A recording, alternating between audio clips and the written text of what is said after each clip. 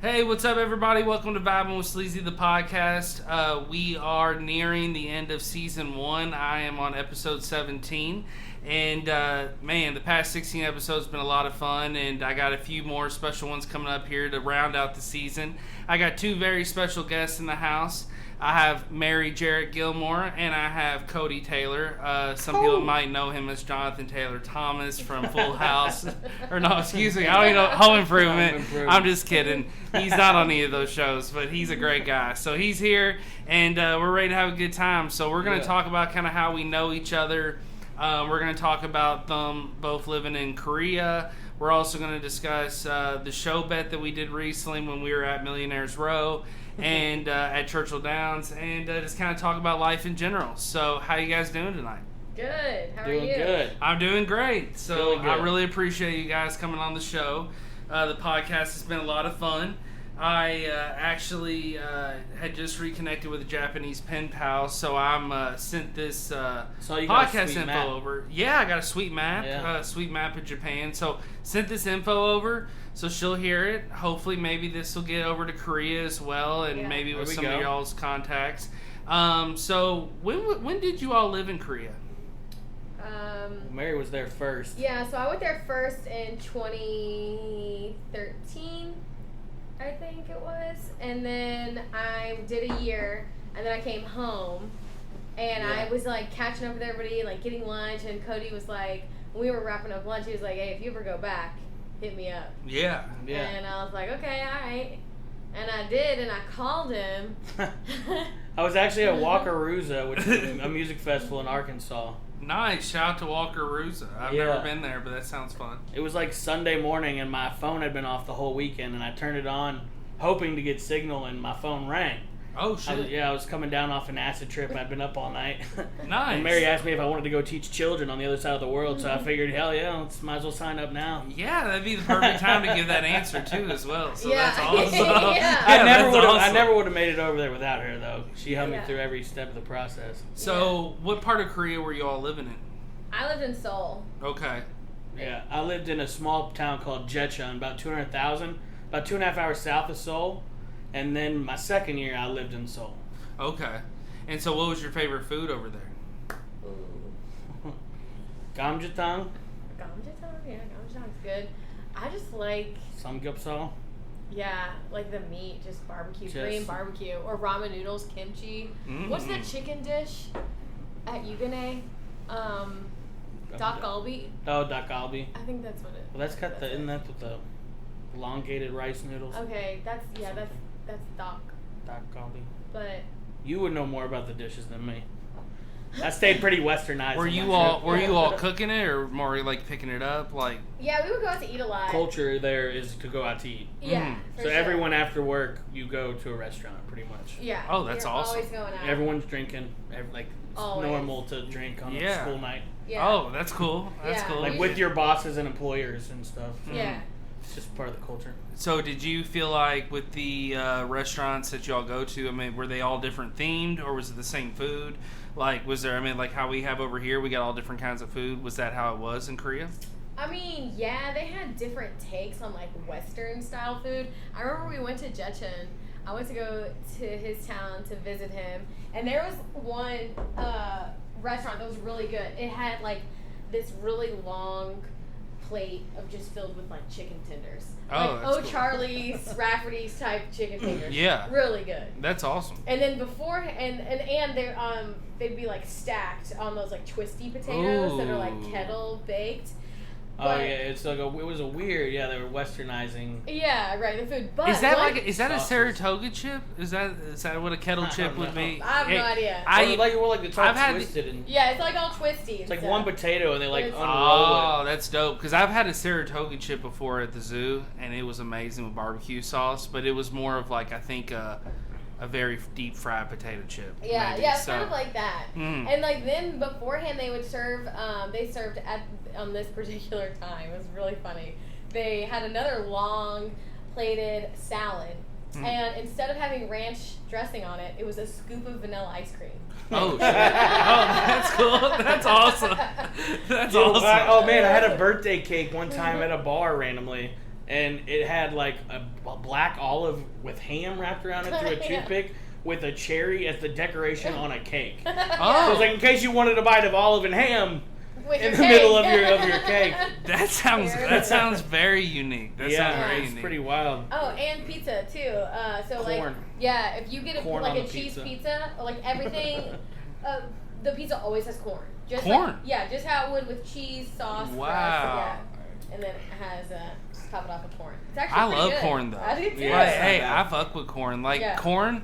I was really pumped when I was like younger when I discovered the white and yellow corn mix. Where you weren't just having your traditional regular corn. You get some of that sweet. Yeah, some of that sweet corn. Yeah, and then I love putting some butter on and then putting that spice on the corn. Now I don't fuck with mayo, and so I'm not I'm anti-mayo. So I'll get it, but I'll use butter instead. Okay, and it's fire. It's fire. So with corn pizza, were you all shocked when you first got your first corn pizza? Yeah, it was just kind of different, I guess. It always throws you for a loop, something new. And I was like, well, I guess we'll try it, but it I doesn't. liked it. Yeah, it's a small amount. You know what I mean? Like you'll have 10 pieces on a slice, 10 individual small kernels. Is corn?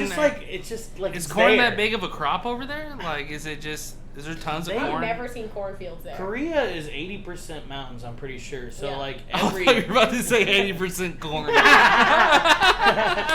No, dude. You heard it here first. 80. It's actually Nebraska's number 1 and Korea's number 2 for most land area that is corn. But no, I'm pretty sure they have to utilize every inch. So I wouldn't assume that.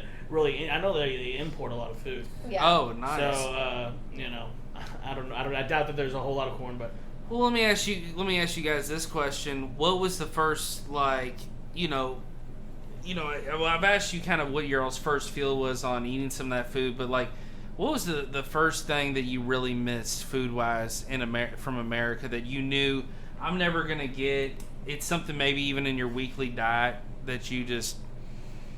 Or it could even have been something sweet. And I know we were just talking about pizza, but a good slice of pizza. Tacos, bro. It took a while to find a taco place. You have to go to Seoul. Yeah. Oh, okay. The small town, my small town, dude. Forget it. I didn't have, in the year I lived in Jecheon, we got a Krispy Kreme and we got a McDonald's. And I was like, bro, I didn't know I missed you. But now you're back in my life. Yeah. I've forsaken you for. That's how I would feel. I definitely love those kind of places, and I know eventually over time I would miss it. I went overseas and just every place is different. They all got different kinds of places, and so I think that's cool that they're finally getting some of those restaurants over there, and especially probably because there's a lot of Americans living there that do want to have those experiences still. Yeah, a lot of military in Seoul. Yeah, and Western people. Yeah, just in general. Yeah. Now, would you have blown them away if you in your small town if you created a taco stand?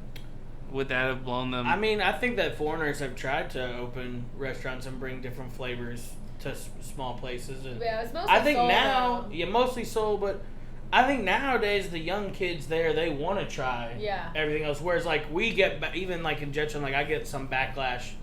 You just being a Westerner, it's they're scoff at you a little bit if you try and break tradition. You know what I mean? Really? You have I was taught the manners of how to pour when you're out to eat. You go by age. The elder always gets served by the youngest.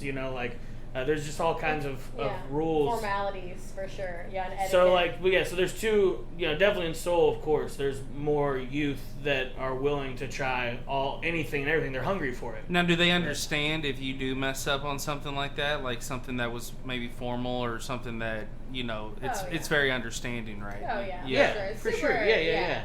They're just letting you know. They'll let you know again. Yeah, they're going to let you know again. Yeah. But they'll let you know the first time. But we're still having another drink together. Yeah. You know what I mean? The party ain't over. Oh, yeah. Now, beer-wise, what was the go-to beers over in Korea? As we are drinking beer right now, shout out to Corona. I'm also drinking a Kona Big Wave.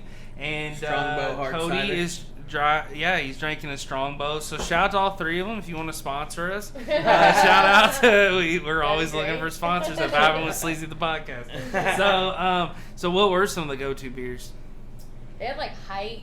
That was their local beer. Cass. Yeah. was a Korean beer.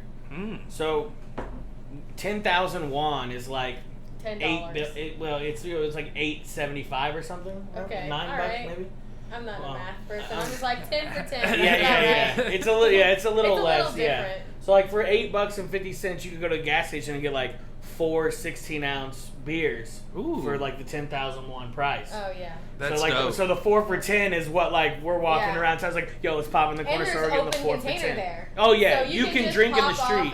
Monday through Sunday, all day. Yeah, outside of 7-Elevens, they have little tables you can sit at. So like, you know, very common for dates. Just be like, let's go to the 7-Eleven. They got the 4 for 10.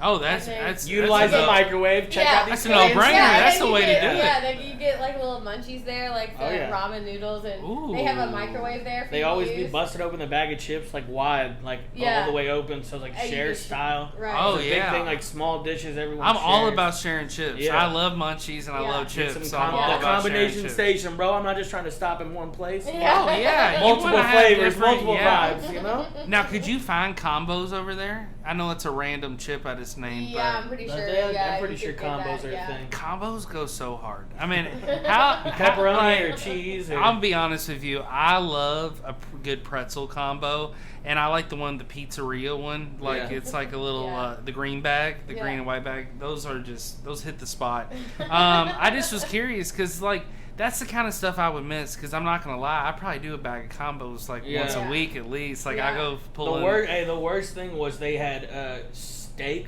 flavored Cheetos, and these things were hot trash, bro. They were hot trash. I never wanted. I mean, I'm not a big Cheeto guy, anyways.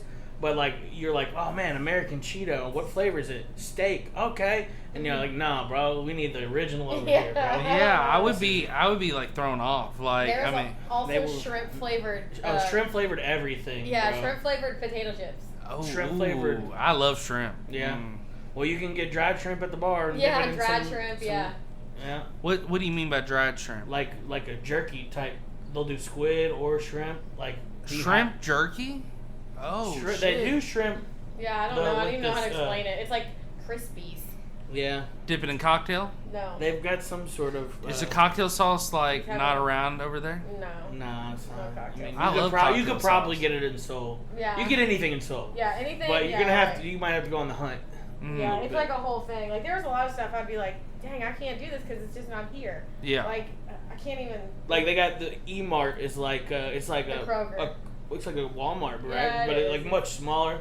But it'll be like 4 floors. Yeah, you have to. But like, you know, you go up with your cart. Your cart has an escalator. That reminds me of Pokemon, because like when you play Pokemon, when you go to the marts, it's like multiple floors and different things like that. So it reminds me of they that. do like that clothes culture and food. Yeah, but the Western section won't be enough. No, it's not. It's like. Yeah, it's really small. Now, when you were over there, like I was talking to my buddy Harold, who was on an episode, who had been to Japan.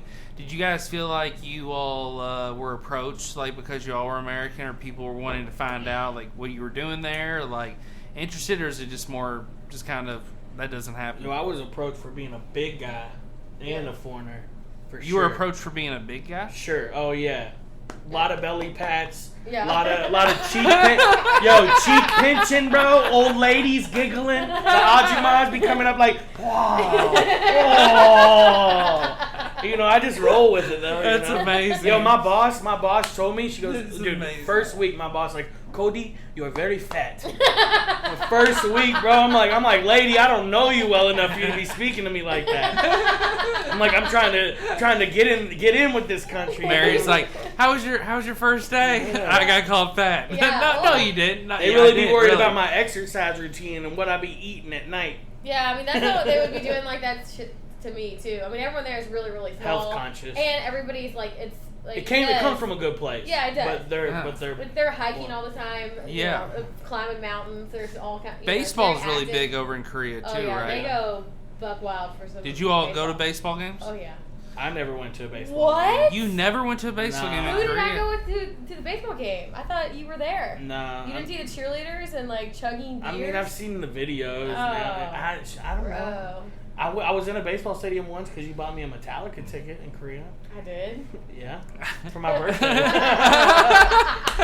Barry's like, I did. I stood on a Korean baseball field, but Metallica was playing. That's dope. Yeah, she bought me for my birthday. Did I? Well, I don't remember that. Yeah, well, you know. Shout out to Mary for being a good friend. That's really cool. Like, that's really cool. So, did you guys, when you were all over in Korea, how much of like American news were you all hearing, or like of any, like even sports or anything? It didn't have to be news, like entertainment, anything. Where like, did Korea keep up with that, or was it kind of like you would have to Google that kind of stuff?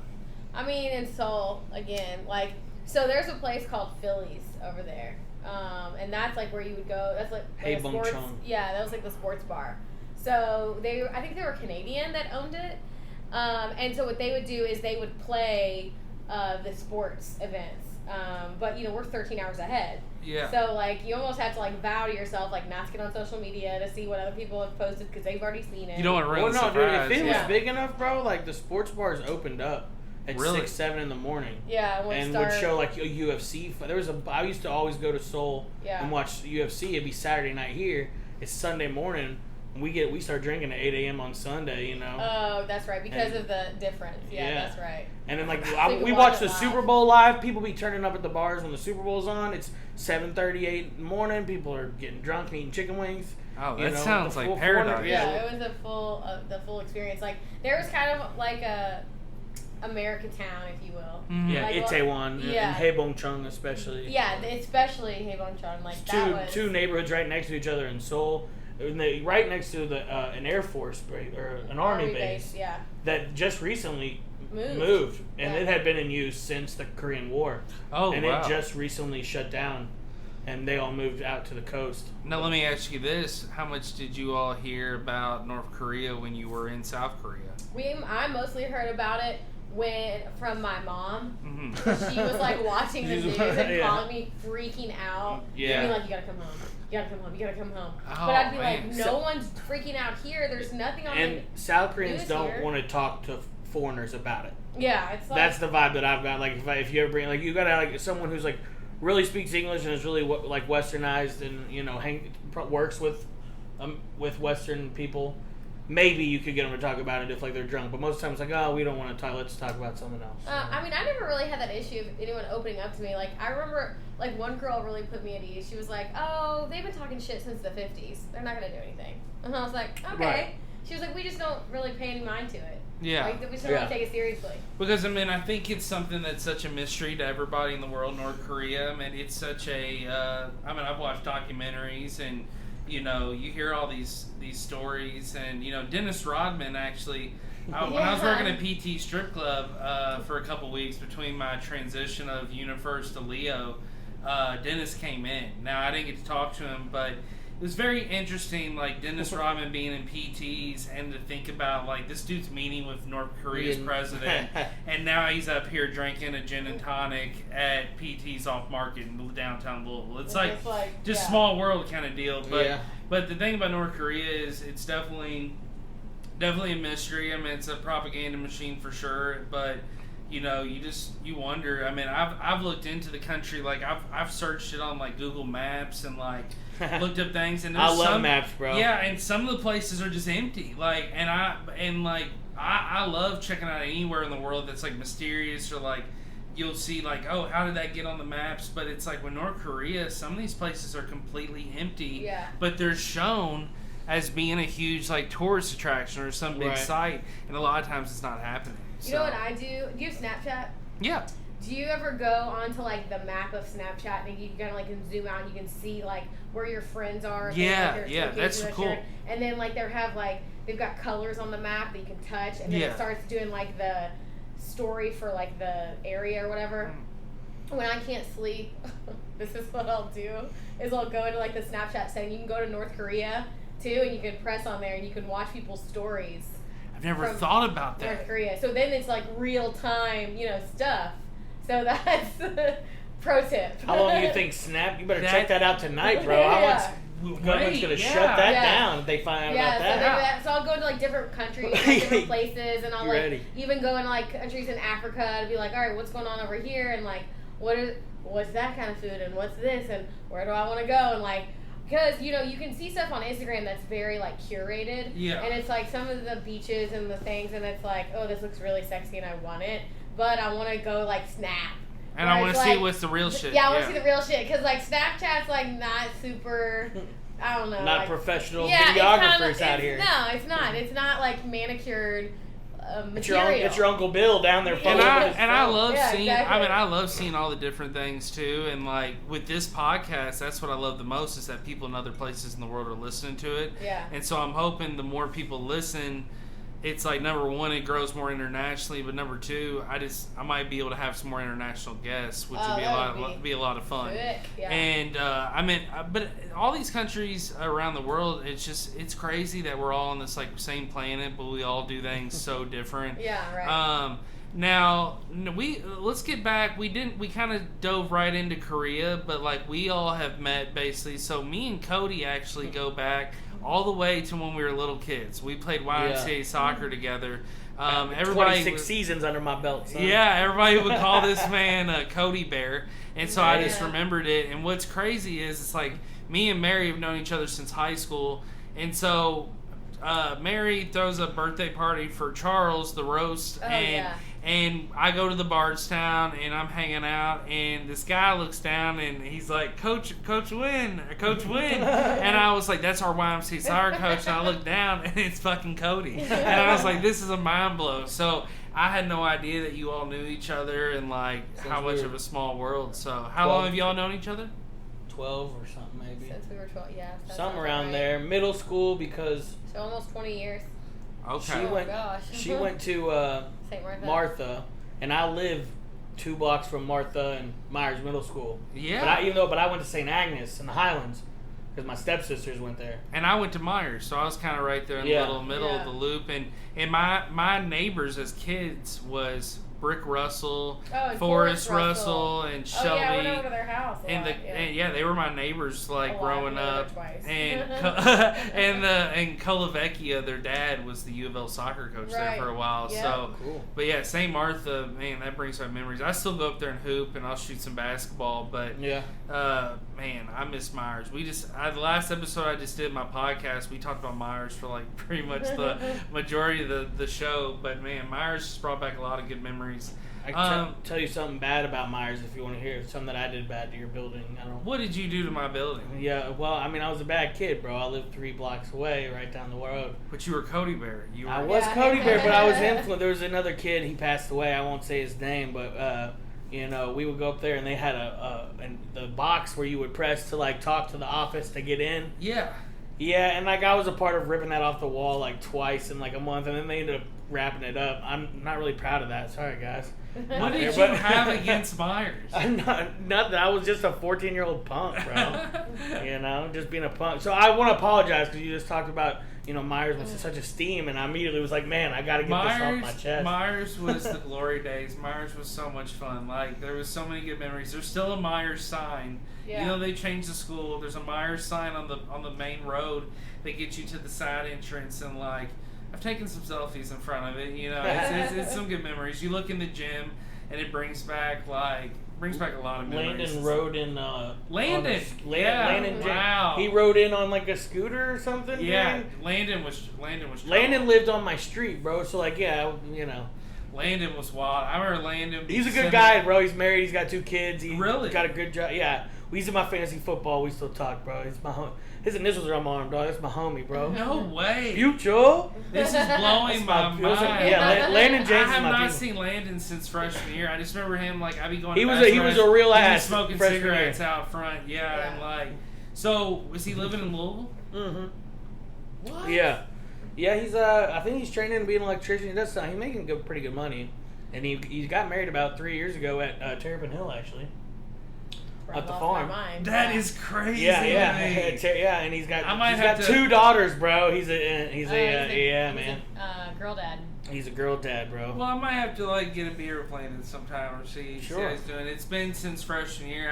It's hard for even me to hang out with him, but usually when football season comes around, then he's more active. I love fantasy football. Fantasy football. I've played in 4 leagues. I think I'm in 3 now. But man, fantasy goes hard. Mary, do you play fantasy football ever? I don't. No. Would you be open to ever playing in a league? Yeah, I just don't understand football. That's the problem. I don't even think that you would have to really know. I think if you just rooted for the people that were on your squad or the teams, that might be a route for you. And it's like a statistical thing where you could some people will probably pick their teams, members of their own team. That could bite them in the butt. What if we did our own league? We got 10 people. We could even have people that don't play fantasy normal, have Mary in it. We could form a whole squad of 10 people and just get everybody throw in $20-$25 and do a league this year. That might be fun. Yeah, that would be fun. Yeah. I'm always down. Yeah. Oh, fantasy football goes hard. I mean, so talking about betting and gambling. So recently, shout out to Mary. Mary was able to take me and Cody, and also Corbin, and also C. Charles, and Don. Don, I think, just came for the last bit. Don, he came for the last bit. Yeah, shout out to him too for coming at the last bit. But we went out there, had a great time. We were in Millionaires Row. We definitely probably didn't belong in Millionaires Row, but we were going hard. We were having a good time. Yeah, and so we were reading the fine print to make sure we were wearing the right stuff. And I'm gonna say this, just because a lot of people listen to this podcast locally, Churchill Downs. I gotta make a couple comments about the food right now. Your food was disappointing that day. Trash. The pasta was so undercooked. Trash. And the second thing, it's like you found a bunch of mason jars and shoved just salad mix inside these mason jars. I forgot about Super that. Also, trash. it's like I gotta be a Houdini just to get the salad out of the damn mason jar. Yeah. So Churchill Downs, do better. So anyways, but we get to our table, but shout out to our waitress. The waitress went hard. I'm talking, I would take a sip of my beer and she would be back and be like, "Are you still thirsty?" And I'm like, "Yes, ma'am." Let's get another Bud Light. And the next thing you know, it's like that whole table was Bud Lights. I mean, we should have been sponsored by Bud Light that day. Yeah. I felt like we were Post Malone's entourage. So we were doing a bet though out there. So at our table, and Cody is the one who brought it up. We all were familiar with betting on horses and doing horse race betting, but the show bet. Can you explain to the listeners the show bet and what it entails and how it can make a day at the track a lot of fun? Yeah, sure. So this is something that my dad taught me. Shout out to Skip. First time Churchill Downs, 6 months old, real degenerate father. No, it took real good care of me, though. So the show bet is, everyone throws in a little bit of money. Yeah. And everyone throw in $5 to start. So, you got 5 people. You got 25 bets. Everyone picks a horse, $25.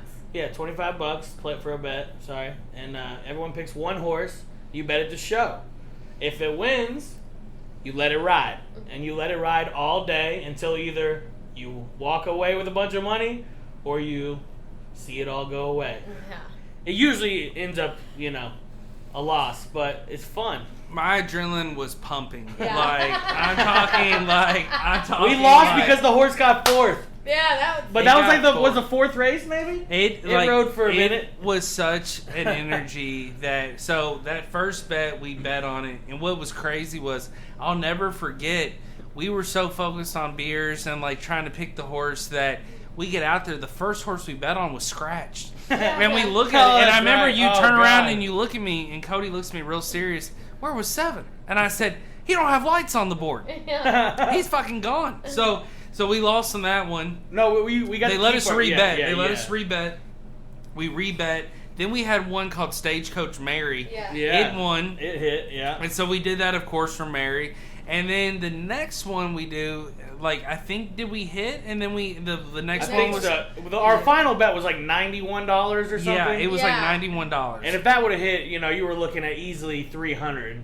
Oh my god! So then we could have I was gonna be so pumped. I mean, if you can go and you can run a show pool for 6 or 7 races, you're probably looking at upwards of $500-$600. And see, the deal it could be even more. And the deal with Millionaires Row is I'm already perspiring because the doors are opening back up, on and up. I got a sports coat on. I'm dressed up. You know, we're running back and forth from food to the betting window, and I got trying to see the multiple floors. Oh, I'm trying to see it. I got energy. I got energy going. You got chocolate chip cookies, baby. Chocolate chip cookies. Hey, shout out to Churchill. At least you did the cookies right. Now Churchill's Bakery. Shout out to them. Shout out to the bakery. Ladies in the bakery. I was able to slide some of those cookies into my sports coat, and they were great slide outs during the mid to late races. So the thing about it though is like it was so hot in that area. And so I'm already a little sweaty, and when that race came on, and we got fourth place, I looked down for like 3 minutes. Like I didn't raise up. I just was like, I don't want to look up. Yeah. And then I was like, please be unofficial. Please be a bump. Yeah. Like I wanted a bump so bad of a horse just knocking the other one out. Not injuring the horse, but I just wanted to be some penalty so we could slide in that show pool. Man, we were gonna go for the whole day. I really thought that. Hey, that's the thing, though. You know, you always have that in your back pocket from now on. Even if it's just you start with $2. That's genius. See, this is why I have Cody on this show, because he tells you what to do when you go to Church of Downs. Church of Downs is always a blast and always a great time, but if you can make more money and have a little fun with it, why not start a show pool? Start it with your buddies, start it by yourself. Cody literally just proved it there. So, Cody, I want to ask you this about your father, and if you don't mind me asking, you did shred his ashes on Church of Downs track? Yeah, so just a little bit on the dirt, That's really cool. So he wanted it on Derby Day. Across the finish line, he was very specific, but he's gonna have to settle with me just leaning over the edge and springing down there because he was an attorney, and he was my attorney, so I wasn't trying to not have an attorney present if I get in trouble for spreading ashes on Derby Day, because you're definitely going to jail. So your dad is who basically got you into horse racing? Oh yeah. First time he took me to the track, I was 6 months old. My first Derby, I was 5. I went to 21 in a row. Wow. And then he went to Korea. And then I moved to Korea is why I didn't go to the Derby. Did you watch the Derby from Korea? Yeah. Now, is horse racing... of course, duh! So, is horse racing really big in Korea as well? They do have a horse track They have there. a couple tracks. But I've never been. I went to the Seoul track one time. I've always wanted to see a camel race. They do that over in the Middle East. Yeah. I did a project on it. But now they use robots. Really? What? They used to use monkeys that would whip the camels. Oh They gosh. train little monkeys that sit on the back and whip them. Now they have little robots and it spins the whip to hit the camels. I'm telling you, bro. I have to look into this. I did some research. I knew there was some riders, but I did not know about this monkey. I'm pretty sure it's monkeys, bro. But camel racing is interesting. There's also another track in America that is ostrich racing, which is wild. My dad actually was part owner of Authentic that won the Derby. He's really big into horse racing. That's awesome. Ever since he's retired, he's got into it. My grandpa and him really got me into horse racing, and I've had a lot of great memories out at the track. My grandpa told me a story once. He was out at the paddock area, and he bought just like a new corduroy suit, and he ran across the main area. He gets into the infield, and he's trying to sneak into Derby. And so he's running. And this might be like race 3 or 4. And he jumps, and right as he jumps, he gets his pants hooked on the metal there at the 55 Derby and rips his pants. And basically gets in the Derby. He don't care at that point. He's like, my pants are ripped, whatever, I'm in. He got in, but he ripped his pants. So, but it just was really funny. Before he passed, we were out at the track, and I believe it was for Father's Day, and he's like, I ran across that way in 55 and ripped that suit of mine, and I'm like, damn, that was 70 years ago, but that's wild. That's awesome, man. But it's cool that I'm at a place where he can have the same memory, and that happened 70 years ago. I'm only 31. It's 140 tracks never changed. 145, 6, 7. I mean, it's never changed. So let me ask you this. I gotta ask you this. What's your opinion on Bob Baffert? Oh, yeah, I mean, I think that, there are 2 other trainers that have more charges brought up against them in, the same time frame. Asmussen is one of them. I forget the other one. And, it was a topical cream. I don't think that it benefited the horse's speed.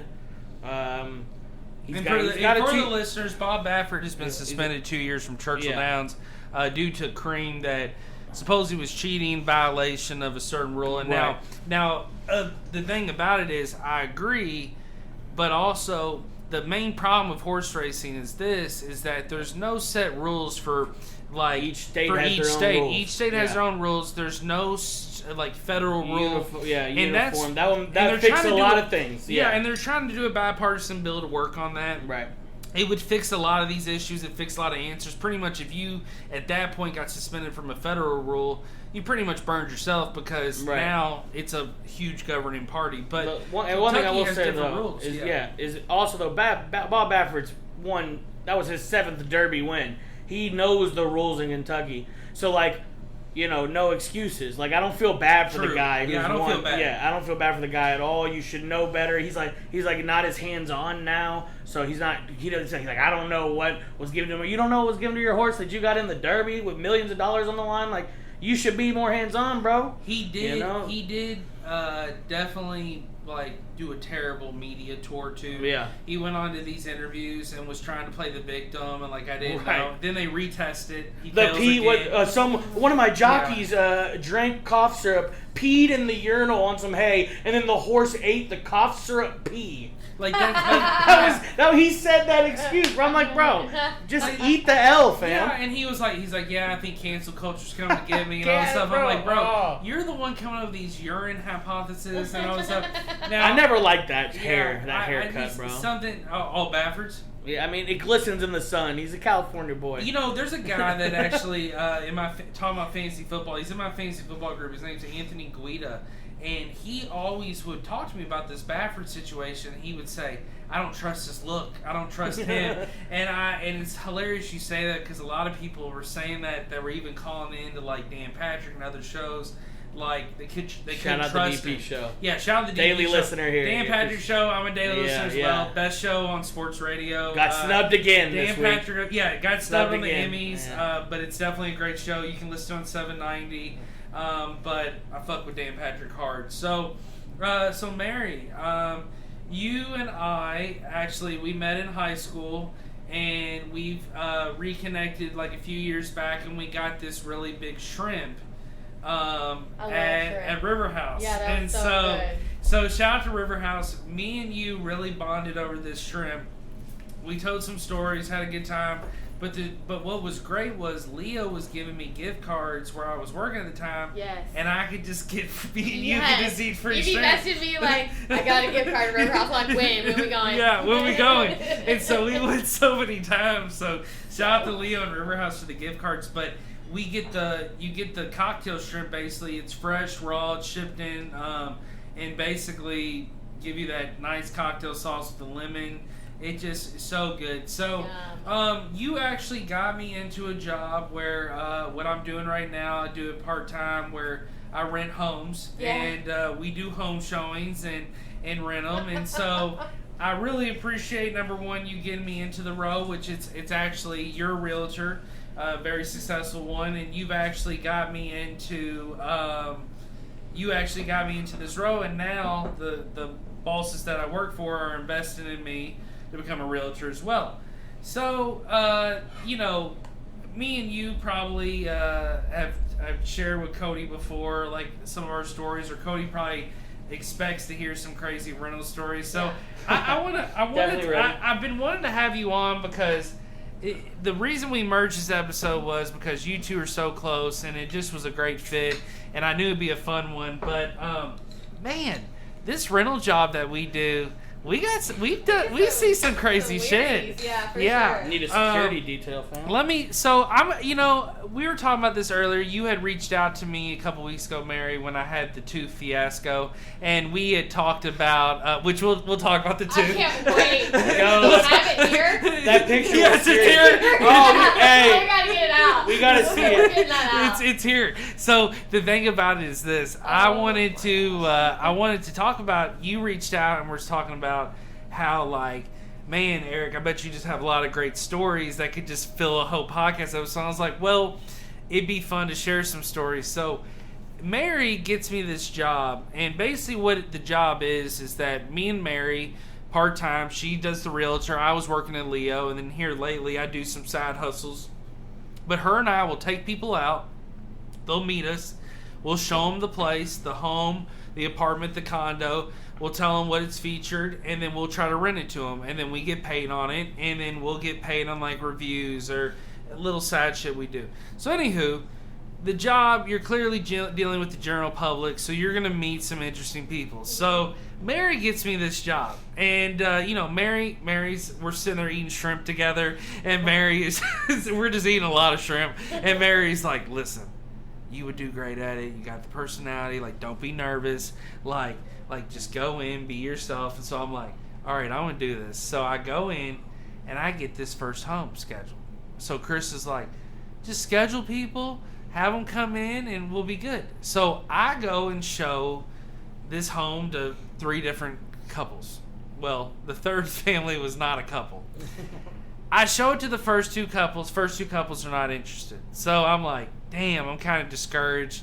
Out of nowhere, the third families that come, it's 2 couples, and they're all wearing camouflage.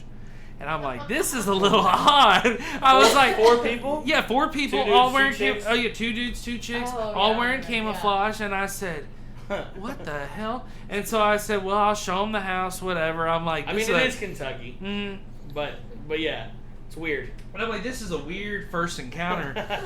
so I walk from in. the duck blind. And I'm dressed all nice. Like, I'm like really trying to perform. Like, it's my first day. And so I walk them around and I show them, and they're like, Eric, I love this home. This home is just amazing for us, and it's amazing for our lifestyle. They probably said lifestyle about 5 times. Yeah. So I go back in the kitchen, and I'm thinking to myself, Chris told me, hey, be kind of relaxed, be low key. Like, if they're in one room focused, like, let them kind of check it out, then follow up. So I'm kind of like feeling it out. I'm like, all right, I'm going to rent this home to them. So they're in the bathroom where the jacuzzi tub is, all 4 of them. And they like crack the door, lights are on, and they're in there. And so I let them go for about 10 minutes. I hear nothing. So about 15, 20 more minutes goes by. And I'm like, I gotta get the fuck out of here. Like, what the fuck is going on in there? I'm playing on my phone. Like, I'm like, and so I pop in and I knock on the door and I pop in. And they're all straddling the corners of the hot tub. And I said, what the fuck are y'all doing? And they said, oh, we're swingers. We're just trying to figure out if we're all gonna be able to fit in here. We're gonna have a party. And so the best part is this. Yeah. They're all they're maneuvering around the corners of the thing and like bending down and doing. They're all in camouflage. So I'm just watching this and I'm like, this is fucking wild. And so I said, y'all want to rent the home? They're like, yeah. And I'm like, all right, great. So I call. So Chris calls me because like, I had just gotten hired, so he's like trying to feel me out still at this point, like if I'm doing a good job or not. So he calls me, he's like, how'd that first showing go? And I said, well, I think the home's rented. He's like, you rented the home on your first showing? He's like, wow, that's amazing. I said, yeah, we're just gonna need a lot of bleach at the end. And he was like, I don't understand. I said, you'll know why. And so like basically though at that point it's like that was my first encounter just with the general public doing these rentals. And it started getting first day, and it started getting crazier. I went to a home, and I actually had a couple paranormal situations with a couple of build style properties. I don't know if have you ever felt that, Mary, at any of the properties? Any spookiness? I'm trying to think. There's some that are just creepy. There's one over there is some creepy Brook Street, the one that's over yeah. Burger Boy. Shout out to Burger Boy. Best burgers in the city. Bison burgers. Those tiny rooms with no windows. Yes. Like, ugh. Oh, it's weird. Yeah. And so the thing about it is, I went to this home. We were working with a company, and they were like, hey, go to this home. So I go out. I got this family, like 5 coming. I walk into the home, and I'm talking, it smells like straight poop. Like, and the best part is, anytime I have a fiasco in any of these rentals, I immediately call Mary or I call Chris just to vent or be like, you ain't gonna believe this. Like, that's usually how the conversation starts. Like, so I was like, it smells like shit. I don't know what to do. So I'm like walking around the house. It's super cold. It's super weird. So the family gets there. They walk in.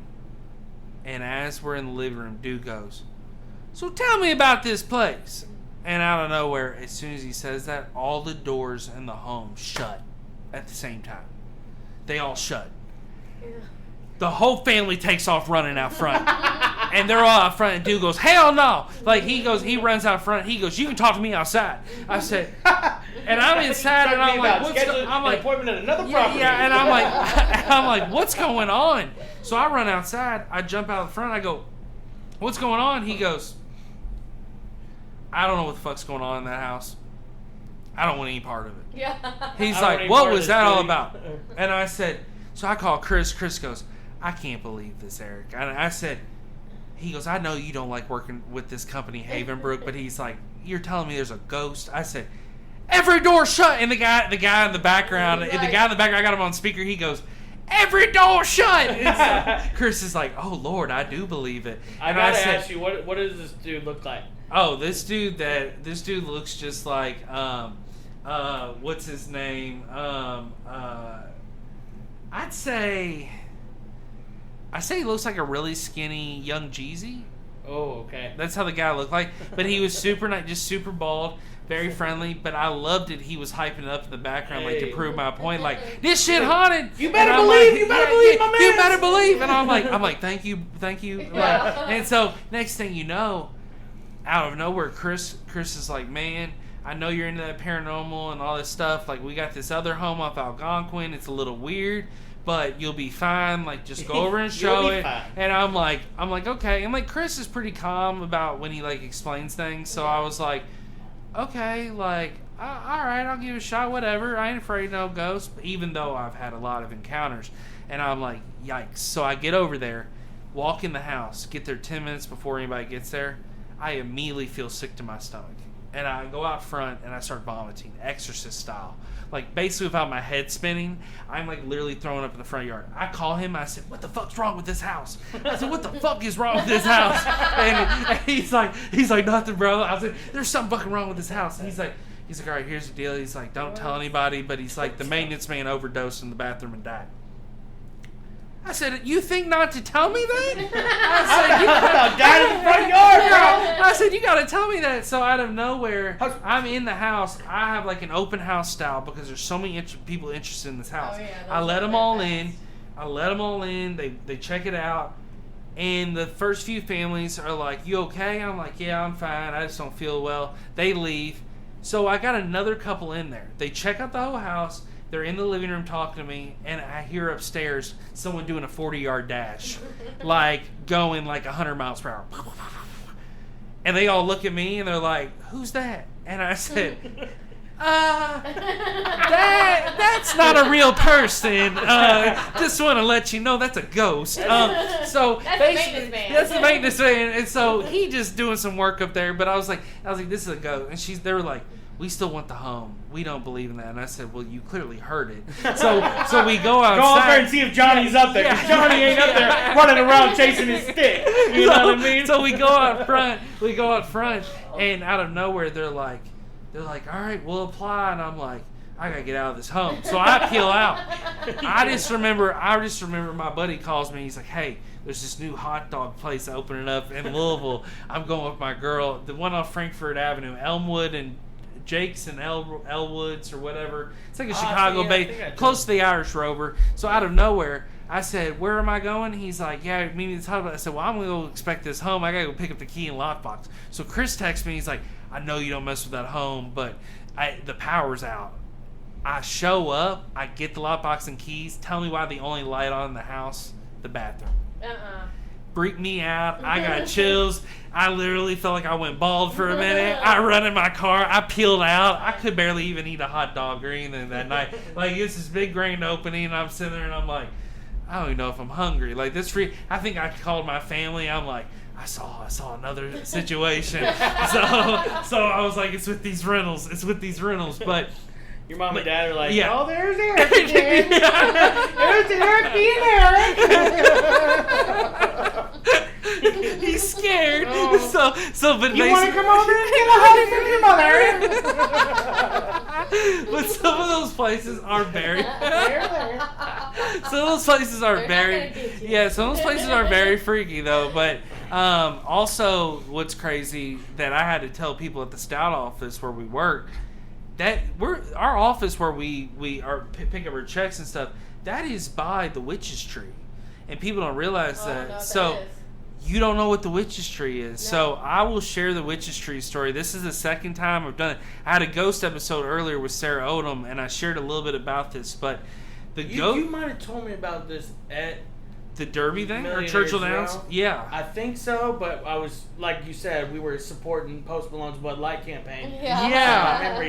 There was a lot of Bud Light, and so basically. It's on 6th Street there, and it's near Park. It's like 6th and Park, and it's in front of a yellow apartment building, and it's a tree, and it looks like no other tree in the whole state of Kentucky, maybe in the whole United States. It's ugly. It's got like warts, like carved up bark, like peeling off, like all this stuff. Well, people put voodoo dolls. They leave beads. They leave gifts. They leave koozies. They go and just touch it.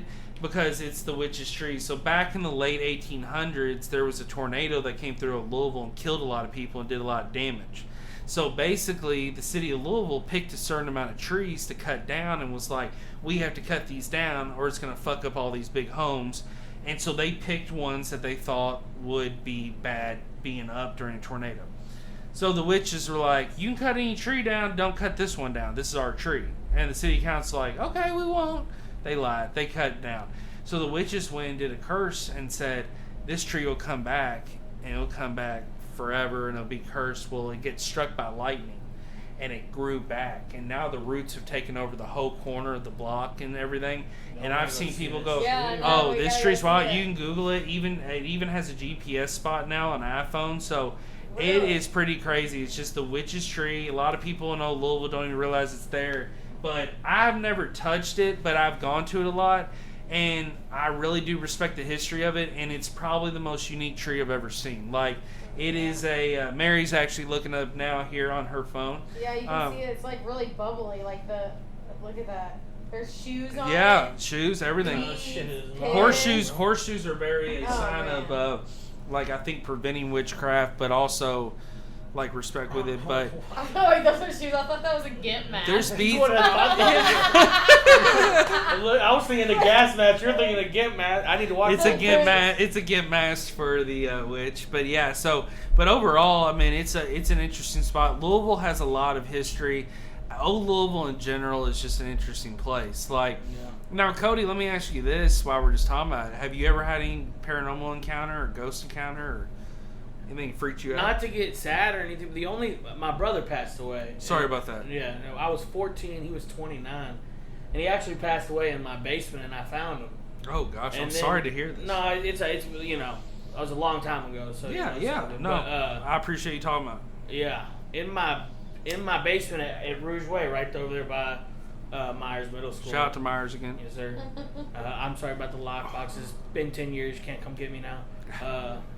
But yeah, so after he passed away, then I was sleeping down there. I had it had a kitchenette, it had a bathroom, my own shower. It was like I came through the back door, so all through, it was just me and my dad in there through high school. So I had my own spot in the basement. It's pretty. That's unique. Vibing. That's pretty dope. Yeah. And every once in a while, I swear I would see my brother down there, but only on 4 or 5 times, and it would always be at the bottom of the stairs. And I would just see his form. I told my dad about it, but I don't know. Sometimes I feel thing, but I'm not like. But never slamming doors or anything crazy. I can see that happening though, because a lot of people, even I know you were a little bit older than this, but like a kid that was about 5 or 6, my buddy's nephew Dawson, when I was over at his grandma's house visiting Eddie and Dawson, we're like, I would go over to hang out with Eddie, play some video games, and he had to watch Dawson. And Dawson's like, there's ghosts in the house, all this stuff. We're like, no, there's not. Well, so Dawson goes, hey, Eric, I want to show you something. And he goes, go sit in that chair. And I go sit in a chair, and he's like, they're sitting on you. And he pretty much saw, he said, ghosts in this room. Well, we go down the basement, and we're down in the basement, and he starts pointing out a picture, and he's naming Eddie's brother that has died, that he's never met. He knew who it was. It gave me chills, and so there's a lot of encounters and a lot of situations that just blow my mind. But thing about Louisville is just the history is so unique, and like people don't realize, Louisville is one of the oldest areas in the world. Well, I mean, like it's that old, still lasting. It's older than America, right?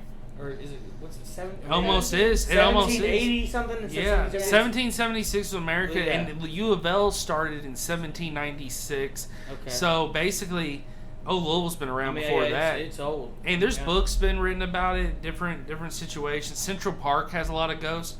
Actually, there's supposedly a guy with a top hat that just walks around the middle of Central Park and will pop up. Which is also close to 6th Street. And the Witches Street was really close to that. So that whole area. The thing about Louisville that's really dope, too, that Louisville doesn't get a lot of credit or love about is the Olmsted Park system. We have so many great parks in Louisville. Yeah. They all offer something different. What's some of your favorite parks? Cherokee Park, for sure. Cherokee Park's dope. Charlie Bednar is one of my favorites, too, as well. I love Brown Park. Brown Park's trails are awesome. Oh, yeah, Brown Park. Yeah, Brown Park's good. Yeah. The new Parkland stuff, man. Parkland's, shout out to the Parklands. Doing great things for conservation with animals, too, and, like, brought back some species that maybe were getting away from the area, and, like, where they put that park, what they've done is, like, not only, like, letting people explore more. Yeah, cleaned up all that. You can go swimming and stuff in them, you know. Beargrass Creek was also, like, I think one of the longest running creeks in Kentucky, and so it runs through all of Jefferson County. So there's just a lot of good places outside. Next to Seneca when I was in middle school, bro. Yeah. Way too old to be in that dirty creek. Yeah. Dude, we blew up a raft, bro. Like, I know exactly. Right by the baseball field. Right by the baseball field, dude. There were tires, and we would catch little dirty, slimy fish and crawdads. And like this is like when I'm 14 and 15. At the same time, we're like, using 12-ounce aluminum cans to smoke dirty weed. And I was like, might as well go get in the creek. Cody's smoking dirty weed in the creek, and he's got Myers Middle School speaker box, and he's just bragging to everybody, I stole it. I've since moved away from my dirty, rotten, Buchel days, but, always be a part of you. So let's talk about Mary's husband for a minute, C. Charles. So C. Charles, let's shout at him out. He actually is the one that really brought this podcast episode idea to mind. I thought Cody be phenomenal. I thought Mary be phenomenal. Actually, we're going to try to do our own individual episodes, but bringing them together was a great idea. It's how it worked out, and it worked out perfect. I was nervous, my bad. Yeah, Cody was a little nervous, but also too, I thought it was a great idea. I knew it was going to flow, which it has been. So see, Charles, he does comedy. So so he's a local comedian. I actually showed a property of ours to another local comedian. I think Reed Sedgwick. So shout out to Reed. So basically, there's a lot of good comedians in Louisville. So the Louisville comedy game, I feel like, is like, I've gone to a lot of local shows, and there's some good acts. There is some funny people. Yeah. There's just talented people in general in Louisville. I really do think, people in general are just, there's a lot of talent in the city. So you do film sometimes, Mary, 48-hour film festival, is that correct? Or what's the name of it? Yeah, 48. 48. Yeah, 48-hour film festival. And so tell the listeners about that. Like, what does that entail, and like, what's the experience like? So the 48 is international. And we are lucky enough to have it in Louisville. And basically, the way that it works is you register with a team or group, and then every single person has to make a short film. It has to be like no longer than, I think, like 10 minutes, or 7 minutes or something like that. And everybody gets the same, or you have 48 hours to make it, and everyone gets the same character. You have to use the same prop. You have to use a line of dialogue, but then every single person gets a different genre. Oh, okay. So it's kind of cool. So you kind of see like a different take on it, but you have to incorporate those things in order to win, so that way they can know, okay, they made it in 48 hours. Nice. And then after you've submitted the film, they will screen them on in the movie theater. Oh, that's over dope. On Dutchman's Lane. What's that one called? Village 8. Village 8, the dollar theater. Yeah, shout out to Village 8, man. A lot of good, Village 8 actually had a snack pack where you could get popcorn, Fun Dip, and a little drink for like $5. Shout out Fun Dip. Yeah, Whoa. Fun Dip, yeah. And I'm talking, Village 8 had that classic snack bar. You walk in, You knew you were gonna get hooked up with that little $5 box. You're gonna get your like sugar. Old butter in there. Oh yeah. Oh, it did. It and smelled like butter. Oh, I mean, it was like literally. Like, think about this. What if they had Korean pizza that were corn? Village 8 would just be Butter City. Like, it'd be so much butter. I would love, man, I would love just to go to Village 8 here again. Like, that just brings back a lot of memories. Like, do you two ever have this feeling? Like, I feel like I want to do this eventually. I want to do it one day. I've been in, like, a lot of short films, but, like, and you've worked on things. Ever just to make a movie? Oh, yeah. Charles wants to do that so bad. I feel like there's so many people in Louisville that'd be great cameos. I feel like there's so many people with, like, different ideas. I brought it up to people that have been on the show before, and I just feel like everybody in Louisville could bring something to the table of how much talent's here. And I just think, like, a movie local with, like, people that know people in the movie, it'd be huge. Yeah, like, it'd be a lot of fun. So it's just getting everybody on the same page and actually, like, doing it. It's a lot of work. Someone's got to be good at organization. Yeah, right. But I would definitely show up and do something if I was asked. Exactly. That's how I feel. Like, I give effort to it. It'd be a lot of fun. So basically, movie wise, what are some of your else favorite movies? Big Lebowski. Is that like your classic movie that you would say, like your favorite classic? I love Tarantino. Pretty much anything Tarantino does. Yeah. He said that he might not put another movie out. Did you hear that recently? Well, he had one where the script got leaked. It was going to be... He's trying to make... I heard that he might be making one more. It's supposed to be like a Space Odyssey. That's a rumor I heard. I don't know if I made that up, if I dreamed it. Who made Space Odyssey 2001? Was that... Oh, it was Mel Kubrick. Brooks? That was Kubrick, right? Kubrick? Stanley Kubrick, yeah. Okay. Kubrick had some wild movies. Clockwork Orange was one of the craziest movies I've ever seen in my life. Like, he had a lot of classics. Back in the day when Netflix would send DVDs to your house, you could just order a certain director, a certain actor. So so you said Big Lebowski. What about you, Mary? Oh my gosh, that's hard. Because I like hardly ever watch movies. Probably. I don't know. The Sandlot? That's a classic. If you're going to name one, you named a good one, kid.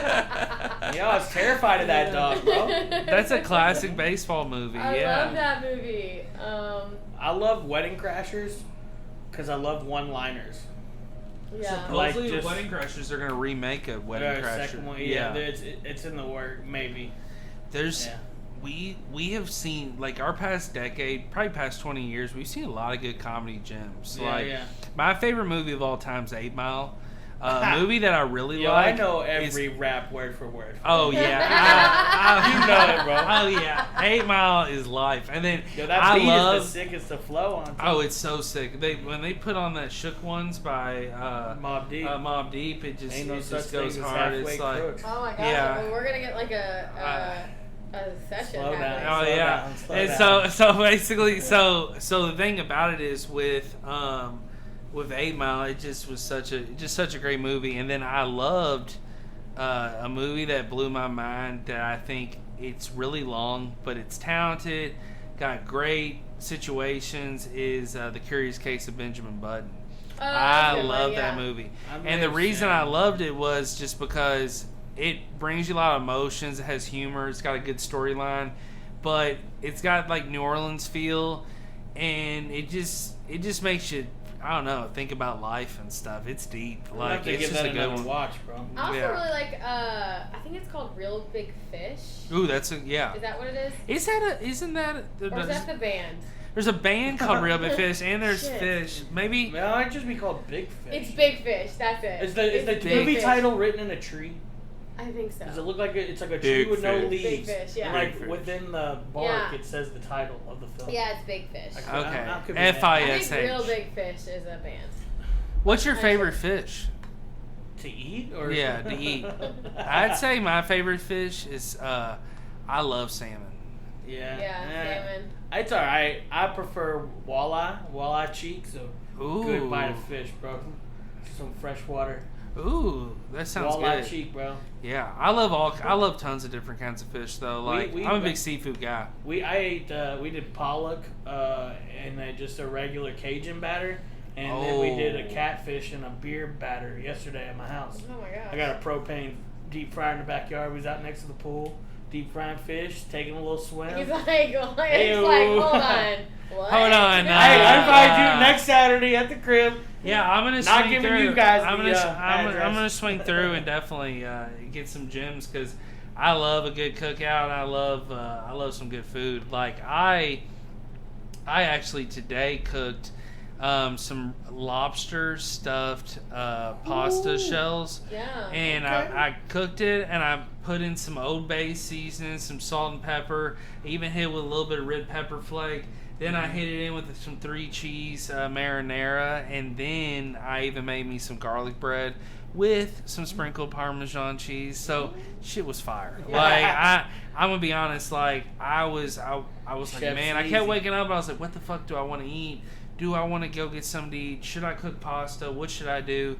And I was like, I'm about to throw down. And then somebody sent me a snap and called me out, but also complimented me. And so basically basically said to me, yeah, so you seem like you cook that a lot. And I was like, oh. Somebody, what did you say? Yeah, it's fire. And then the second thing, he goes, but it looks like you've mastered it. So came back with a compliment at the end. Texting's hard to infer. Yeah, and I was like, what does this mean? What does this entail? But I took it as respect, but also too, I was like, am I cooking pasta a lot? But I do fuck with pasta. I did open up I opened up the top shelf above the stove, usually where you keep random shit, like aluminum foil, Ziploc bags, koozies. That's what I keep up in mine. And I literally opened it up and I realized I had more rigatoni up there. I got fucking 4 boxes of rigatoni. Why do I need all that rigatoni? I don't know where all that rigatoni came from.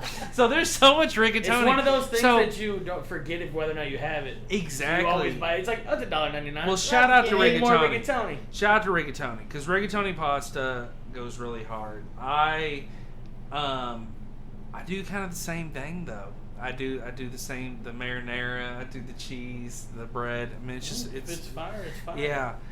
But cooking wise, I just don't do a lot of other cooking things. Are you two big cookers? Recently, yeah. I got into this, my friend sent me this girl's website. It's called Skinny Taste. Okay. And it's so good. Everything she says to make, it's so fire. And it's all really, really healthy. It's because I love cheeseburgers and nachos. Who doesn't? French fries. And pizza. Pasta. Wait, real quick, before you get into this, shout out to Militoni and shout out to Mary. So Mary was very nice, reached out, asked what kind of pizza was good around the area. Shout out Militoni. Militoni is actually by the Valero off Hurstbourne by the freeway there. Shout out to Yaya. Yeah, and she runs that place. Bro. Yeah, they're all grandma's recipes. Oh, shout it out. And they're huge slices. We got 2 big pizzas for $25. Not bad. It hit the spot before the show. It really fire. gave the energy. So shout out to Mary. Good call on wanting pizzas. So you're doing the skinny girl thing. Yeah, so Skinny Taste. So it's so good. So it makes it all that bar food, a healthier version of it. Now, is C. Charles eating some of this too, or is this mainly just for you? Yeah, he'll eat some of it. Yeah. So it's that good that people that aren't on diets are actually eating it as well. Yeah, I actually did Thanksgiving. And I made my first Thanksgiving in 2020 November, and cooked everything from her recipe. What'd you do for your first Thanksgiving? You just skipped all the ones previous in your life? Well, the one that I cooked. Oh, okay. I've never cooked Thanksgiving. Okay. Before, but we couldn't do it. My grandparents couldn't do it because it was COVID. How much pressure is that when you have to cook Thanksgiving? It was a lot of pressure, yeah. I'll be honest. I feel like I would feel the heat right now. And I cooked a 15-pound bird. Woo! Yeah. Was it dry? No. Don't lie. Was it dry? No, it was good. Mary? It was juicy. Mary. Oh, it was juicy. It was juicy. Yeah. Was it juicy, Mary? You got to give it the mid-cooked pumps, you know? You got to come in with the You know what? I believe Mary's turkey was good because she's bringing some confidence here, and and it seems like she knows. And I mean, a lot of people too don't realize how much work goes into a meal like that. But with Thanksgiving, with cooking a bird, you also too. What's crazy is it's just you against that bird. I mean, 15 pounds Going and to just war. like It was a big guy. Going to war. Yeah, and the thing too was like tying the legs. You have to like kind of tie the legs in a weird way. It was you didn't really had to manhandle the bird. I mean, don't be shy. You know, I watched an episode of Fantasy Factory with Rob Jarrett and drama and all that. Yeah. Show's hilarious on Paramount Plus, and I'm watching it, and basically Drama like lost a bet, and he had to basically try to manhandle this damn mannequin and like get it back in his office and try to get it in the room, and he didn't know what he's doing. I mean, he was just manhandling it all silly and like wild, and it cracked me up. And so I feel like that's what I would be doing with the turkey, because I mean, even with pasta, like you break open a big pasta thing, you got to manhandle the pasta. You got to manhandle anything. You're throwing you got different trays. You got different specials. You got to take specials. control in the kitchen. Yeah, you do. You have to take control, and also too. If you don't know what you're doing, don't ask to help. Is there too much spice though? Like I like really throwing some spice in some things. I just feel like it brings in a different flavor. I also feel like if I don't do the spice or the sauces like make them unique to me, I wasn't really cooking. I was just cheating. It's trial and error, right? You got to figure out what you like, and you don't want to just buy a thing of store-bought sauce. I'm always throwing in onion powder, garlic powder, a little splash of oregano. You do whatever you got to do. Chop up fresh garlic to add in. Let me give you a little spice recommendation. Go get some Mr. Gaddy's spice, the spice they put on the pizza, and get a lot of it. It's fire, and it goes well with anything. I sprinkle it. So it's like it looks like almost like it's the color of like kind of like beige-ish yellow, and it looks like almost like broken up crouton. Is it all dried? Yeah, kind of dried. Domino's has a thing that they use that they throw on. Yeah, Domino's, that's cute, but this is Mr. Gaddy's. Shout out to Mr. Gaddy's. Mr. Gaddy's is the best around. This spice is just, it hits the spot, and I'll throw it on my pizza, my cheese stick, my salad, and so I remember I got some packets, and I filled up one of these spice containers on my spice rack. It says garlic season at the top, but I know it's that fucking Gaddy shit. Yeah. It's that Gaddy seasoning all day. And someone's in there looking for your spices. You're like, you got garlic. You're like, oh, there's already garlic in it. Don't touch that. Yeah, don't touch that. That's that magic stuff. Yeah. Like, it's that magic seasoning. Behind the big thing of salt, Oh, I mean, it's so good. Now, pizza-wise, what are some of your favorite pizzas? Like, I know, like, this is besides spice and different things like that. Like, what other pizzas do you all like? Like in the city or in the city locally? Derby City Pizza. Really? Yes. A lot of people do say that place is bomb. It is good. In Pellizzeri's. I've never been there. I need to go. It's rivals with Bearnose. With Bearnose. Well, in Pellizzeri's, I like a Bearnose pepperoni pizza extra sauce. In Pellizzeri's is Mama Bearnose, no mushrooms, no onions. No mushrooms, no olives, but I like mushrooms now. My palate has since advanced. There's a Caesar salad at M. Pellizzeri's that you can get for like $5.99, and I'm talking it's a full dinner. Yeah. M. Pellizzeri's does not play around when it comes to salad. Y'all remember last year? Stuffed mushrooms. Maybe it was the year before COVID. Do you remember when we had the salad scare when lettuce was all bad and everybody was afraid to eat lettuce? Spinach too, wasn't it? Yeah. But Taco Bell didn't have no lettuce. Yeah, it was weird. Yeah. And like, you don't realize like how much lettuce is really used, but like salad wise, you couldn't get a salad. And if you ate a salad, it's like you were a rebel. Like I remember there's a place in J-Town, I think it's closed now, Max Dough House. It's awful food. Awful food. They're already closed. No, place was dog shit. But heard the service was trash. Salad was amazing though. Salads were fire. Hey, we specialize in pizza. They're trash. We're trash. But this salad we got. It's fire. So, no, the salad was always hitting the spot. On lettuce, like the best of them. I just thought it was like, it was just a very, it was a poor concept. But overall, I mean, I just felt like it was one of these cases where I always like trying the local spot. There's a lot of hidden gems in town. There's some places I still want to try. I want to try that fancy restaurant in Westport Village called it's like Steak and Bourbon and Steak.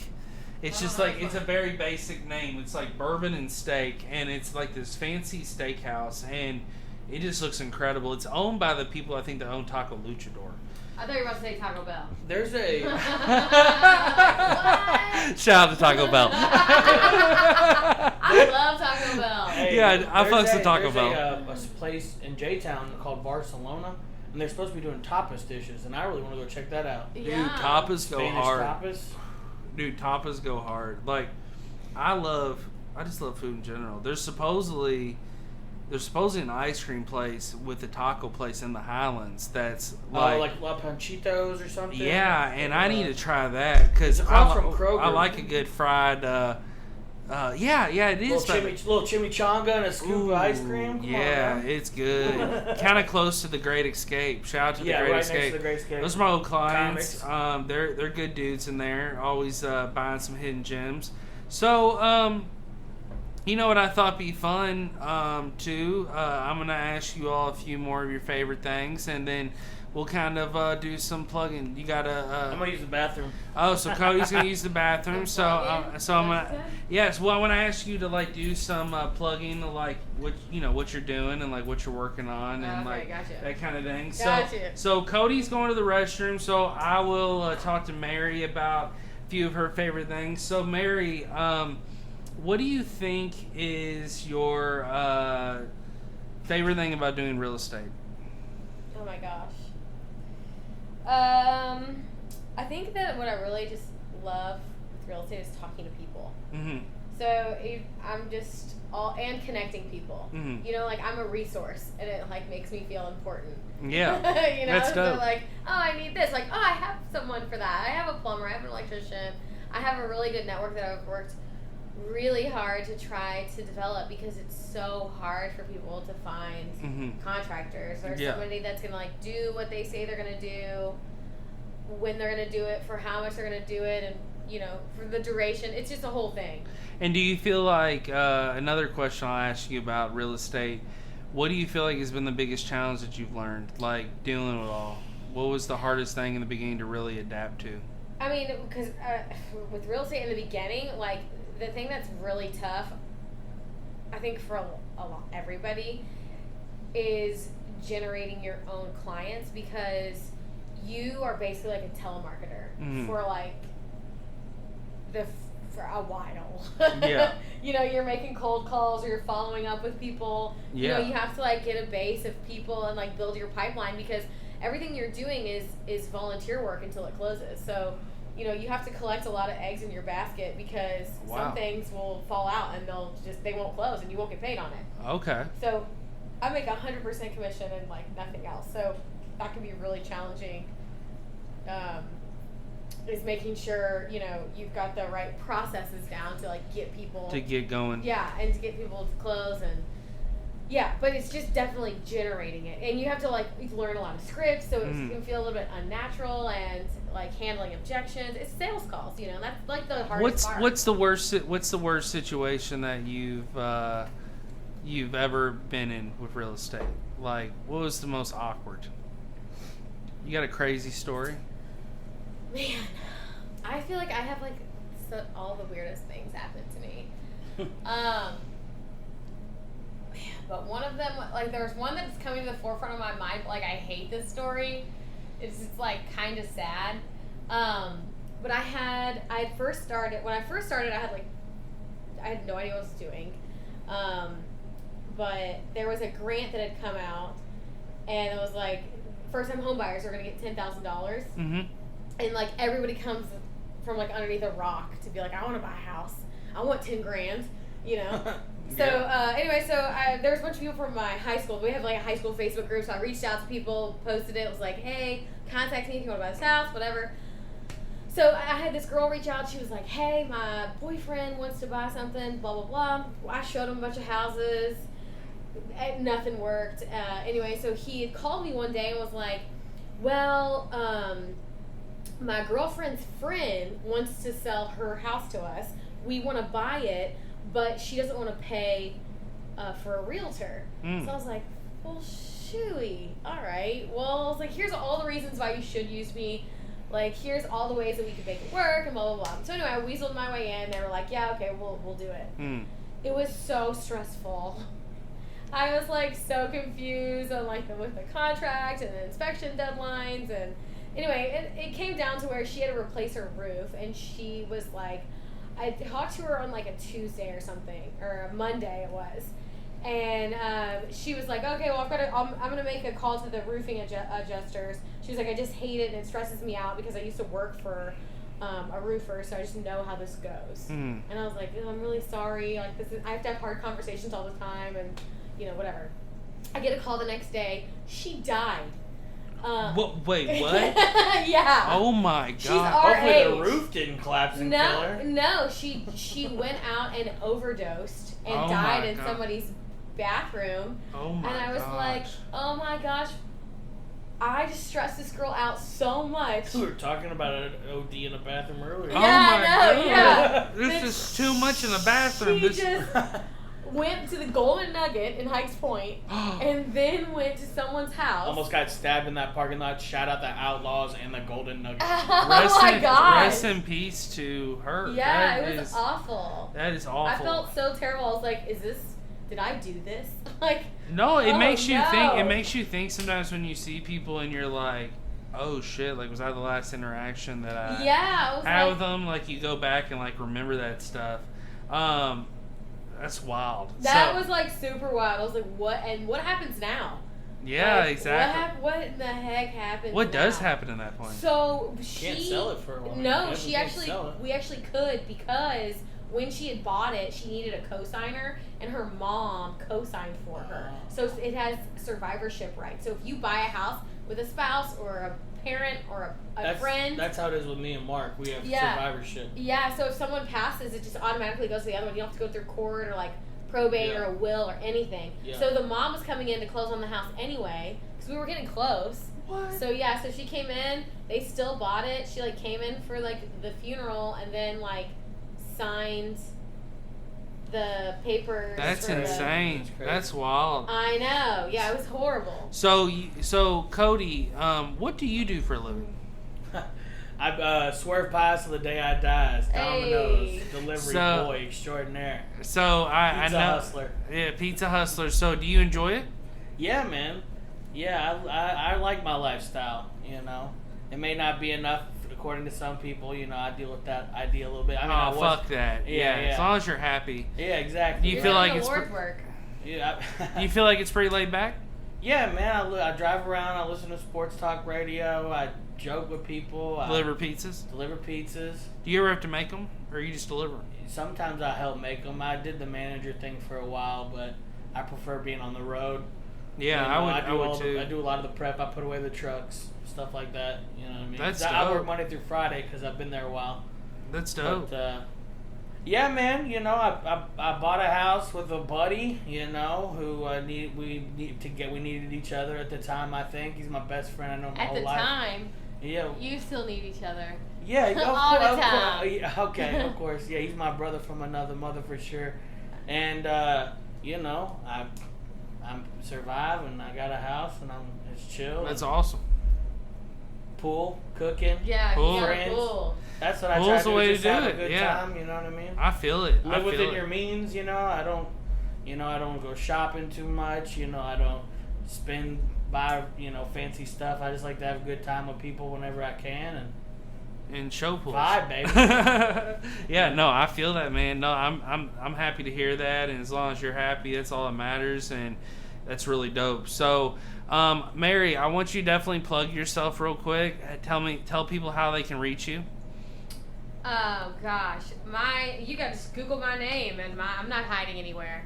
I've got my number all over the place on my Facebook. Yeah, Mary Jarrett. Yeah. Mary Jarrett Gilmore is her name now that she's married, but Mary Jarrett is how a lot of people knew her before she got married. So you'll be able to find her. From Mary Teacher to Mary Realtor. Yeah, I think she saved in my phone as Mary Realtor. So that never changed. So and now basically, Cody, how can they reach out to you if anybody wants to holler? If you get a secret invite to the crib, then you can reach out at me that way. Yeah. Otherwise, I got Facebook. Stays low key. I don't really do too much online. Yeah. But reach out to him if you want to. Reach out to Mary or him if you want to ask them a question, show some love, buy a house, buy a pizza, anything. If you want to drink 12 beers and freestyle in the backyard, holler at your boy. Cody could definitely make that happen. I'm always down for that. So, but no, I want to thank everybody that has been listening to Vibing with Sleezy, the podcast. The podcast has been going great. Right now, over 900 downloads. Hopefully get over 1,000 with this episode. Got a few more episodes left for this season. I'm going to keep putting this show out. It's been such a dream of mine, and it's going well. I love all the feedback. If you want to reach out to me, it's vibingwithsleazy@gmail.com, Vibing with Sleazy, the podcast on Instagram and Facebook.